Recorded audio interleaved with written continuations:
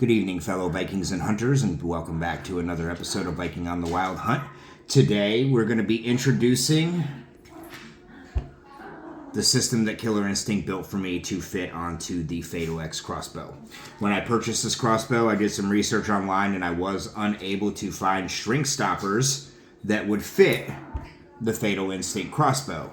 I called Killer Instinct. They went ahead and made some brackets for me that should fit this system really well and make it to where we can put the string stoppers on there to help reduce vibration of the string, to help reduce some noise, and as well as reduce the limb stress that occurs on the limb itself when the string snaps back and forth.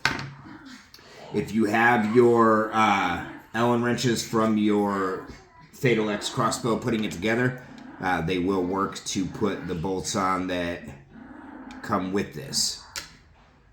So first of all, looking at this, you want to make sure that we're going to put the right brackets on the right sides. You don't want this sitting in the way of your track. That will cause issues. So we're going to assume that this one goes on the outside here to where it's keeping those limb stoppers to the outside. Basically, all they did was just create two brackets that are going to fit the Fatal X crossbow itself. Again, they didn't have anything that fit, so I called them up and asked them for some recommendations. They told me that they would go ahead and make some brackets that I could try out to see if they work well. And so if they do, I can go ahead and give them a call back, let them know how wonderful they work, and then they'll be able to start producing them for other Fatal Instinct crossbows. So you guys should be able to get your hands on these in a couple weeks. Big shout out to Killer Instinct. I called them about a week ago. It took about that long to construct these, put them in a package, and send them out to me. So, okay, we got the mounting brackets on there nice and tight. That's beautiful. The next thing we're going to do is slide this into place. You're going to rotate it so that it fits there properly. Now, here's my only concern. This one back here, I don't feel is even going to grip that suppressor. It's not. So what we're going to do is we're going to go ahead and screw that, obviously too far down into there. We're going to screw that down just to where it's flush with the mounting bracket itself.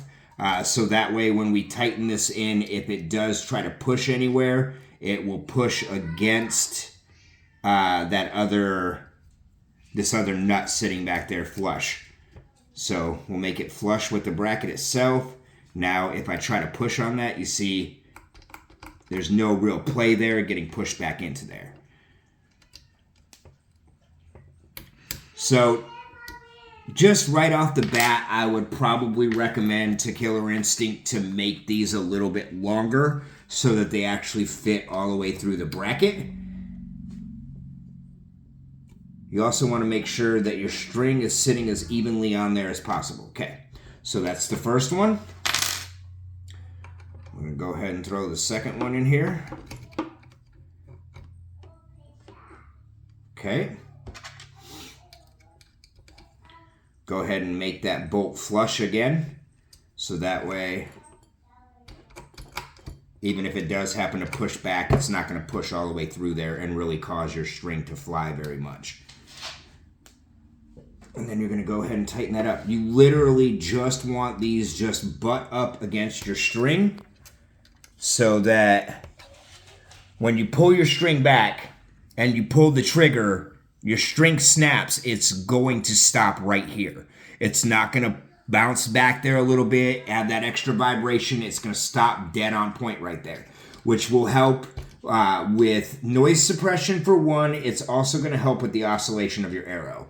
So, not having that string going right there and hitting that back of your arrow again as it's coming out. This is going to be a smooth, easy, straightforward system. And then that's that. You're done right there. Simple as pie, okay? We did an earlier decibel test with this, and with just the limb suppressors, we were looking at about 6.3 decibels of noise when this thing is fired. With these, we will do another decibel test, and really we should see not a large decrease, but maybe down to 5 decibels, which will again make a big difference. Everything looks beautiful on there. So the next video that you're going to catch me in is going to be another sound video featuring these string dampeners and how they're going to react to having 405 foot-pounds per second being shot into them from this string itself. So look forward to that video. We'll do that video, and then we're also going to go ahead and do the sighting in of the Lumex 4x32 IRE scope at 20 yards to where we're hitting our target on point. Keep your eye out for that video. Other than that, the last thing I want to show you is just looking at the front of this. This is where you want your string to sit. So it's sitting pretty much right there in the middle. It's not going to pop over. It's not going to pop under. It's just sitting right there. So make sure you twist these arms before you tighten them up so that you can get them in there. I will say that the bracket system looks beautiful. Just a little bit of extra length on these arms so that we can secure them into these back ones would probably be awesome.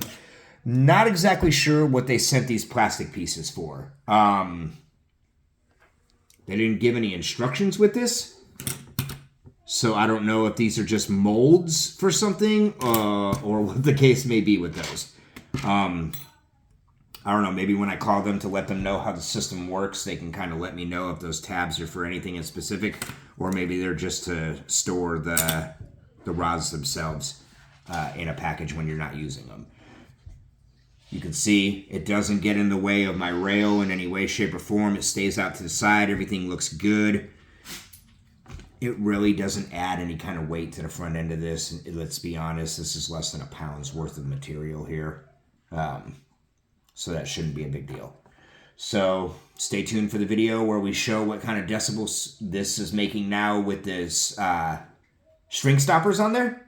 And hopefully we'll see some kind of significant difference. Either way, even if it doesn't reduce the sound by very much, just the simple fact that we have something stopping our strings from really flying forward and making that extra reverb off of there is going to make a difference in itself in a multitude of different ways anyway.